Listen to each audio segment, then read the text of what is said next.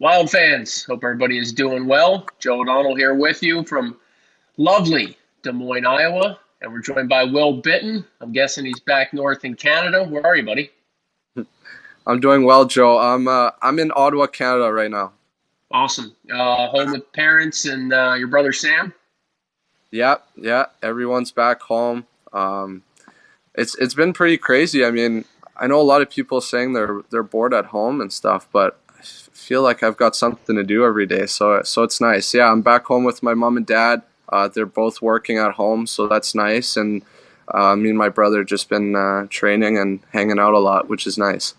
So, how competitive have some of the quarantine days been going? I'm assuming you guys are either playing cards or you and your brother are out shooting pucks. Like, how competitive is it getting there in the Bitten household, knowing that mom and dad are both great athletes?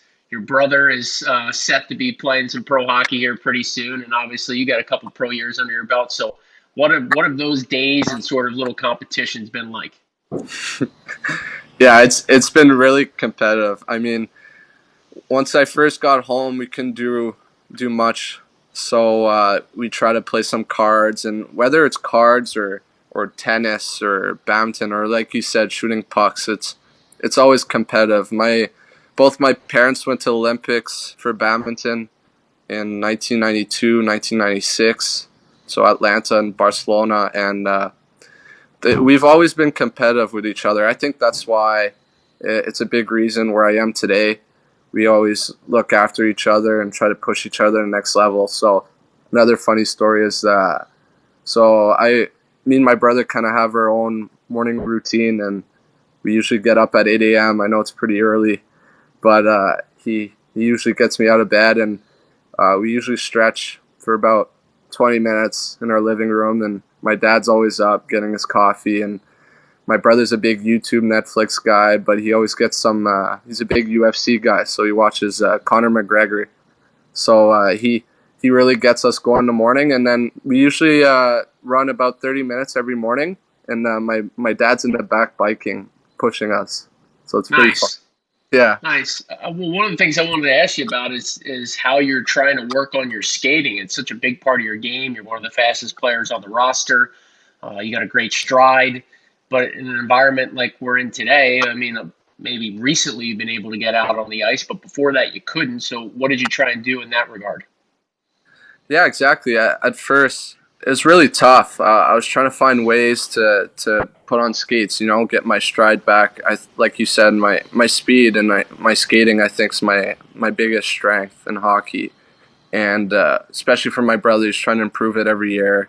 And we're trying to find some ice, right? And at the start, it was hard.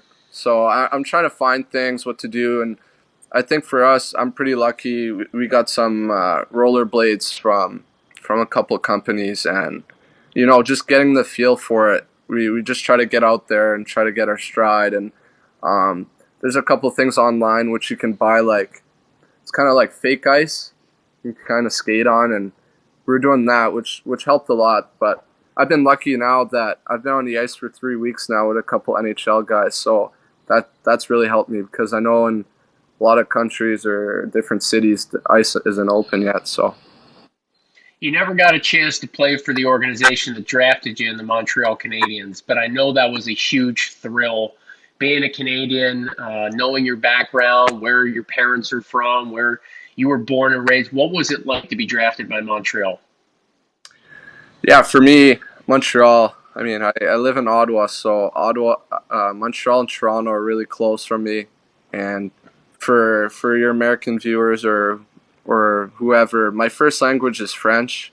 So Montreal, obviously French city. My mom's favorite team growing up, my family's favorite team growing up. I actually got a lot of family there, so it was pretty special getting drafted there. Um, Got to play an exhibition game at the Bell Center, which is an amazing rink, and it was just for me just getting drafted there was an honor. It was really cool, but now I'm with the Wild, and being in Iowa is something really special. And played there the past 2 years, and we've had two really good teams. So it's been really great, and can't wait for next year. I guess I should have realized that when you got traded so close to the start of the 18-19 season that, the preseason was underway and that you could have had a chance to have played, like you said, in the Bell Center. So that had to be certainly a thrilling moment. And you just talked about the last 2 years in Iowa and how much, you've learned probably and how special they've been. But how much fun have you had playing pro the last couple of years with the Wild organization? Yeah, that's a great question. I mean, I'll bring it back to Montreal too. That yeah, it's kind of crazy because I was playing an exhibition game. This is during main camp, and 2 days later, I actually got traded during main camp. So when I got traded, I was back home waiting for a visa. So the AHL already started at that time. I think you guys played Manitoba and swept Yeah. them the first 2 games. So I've already missed a couple of games there and waiting for my visa. And then once I came in, I kind of knew to everything, right? Didn't knew a couple of guys from Hockey Canada or from the Ontario Hockey League, so that was pretty cool. But coming to Iowa, for me, what made me feel comfortable and everything, I think just showing up to the rink. I remember like yesterday, um, Cal O'Reilly, our captain, my first year, and Matt Reed and Mike Liambis, all three of them kind of came up to me and said, "Hey, like, I want to show you around. If you need a place, I can tell you where to live, and you can come over for dinner." And I thought right away there, I'm like, "Wow, I'm in a great spot," because coming from junior, you live with billets and food's there whenever, and now pro, I'm 20. I'm living on my own. I gotta start cooking, Joe. So, but in Iowa, it's top notch. I wake up in the morning. We have breakfast at the rink. We have lunch at the rink after practice, and then basically you're on for dinner. And it's kind of fun because I kind of FaceTime a couple buddies or my mom and try to make some good meals out of it. Nice transition to another thing I wanted to talk to you about, and that's Cal O'Reilly. What it was like playing with him a lot your rookie year in 18-19, specifically down the stretch of the season and into the Calder Cup playoffs. Talk about Cal for a minute, how special that was for you to get a chance to play with a guy that someday will be in the American Hockey League Hall of Fame. Yeah, I think for me, growing up watching the NHL, he was playing in. I think when I was watching, he was in Buffalo with his brother, and I thought that was really special because one of my goals in life is to play with my brother at the NHL level. And what's pretty funny is Sam's already got a taste of camp, which he came to Minnesota camp with me, which is really cool.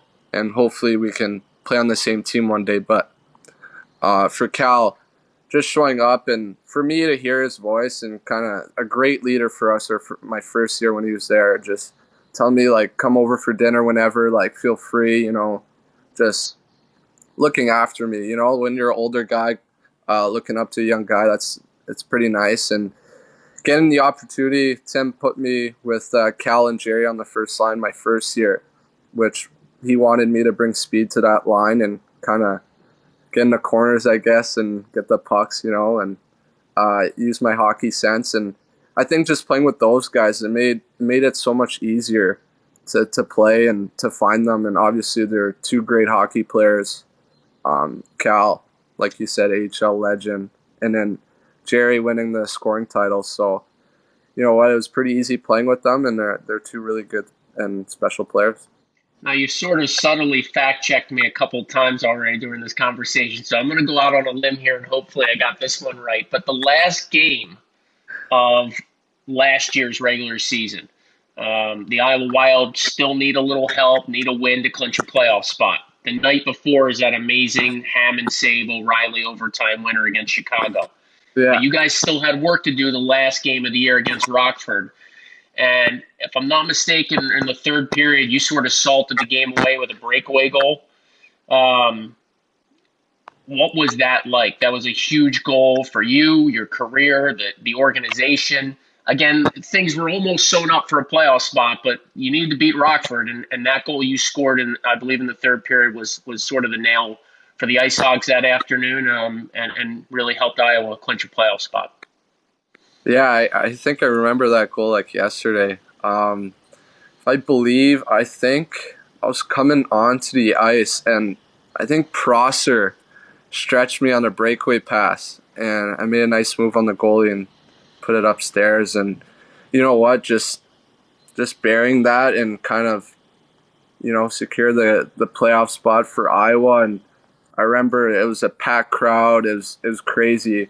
And one of the best things about playing in Iowa is our fans. Shout out to our fans. And just like, even though it's a weekend or a weekday, they're always there supporting us, and it's always loud. So it's nice to see. But back to the goal, it was nice, and it feels good to make it to the playoffs. All right, last thing. I knew this would be a fun conversation. I knew your honesty would show through, and I'm sure the fans appreciate it. But when I say Dmitri Sokolov, what do you say? Russian legend. Why are you guys, tell our fans what makes your relationship with him so special? Yeah, I think Dmitri, like, I've known him since I've been playing the OHL at 16 years old.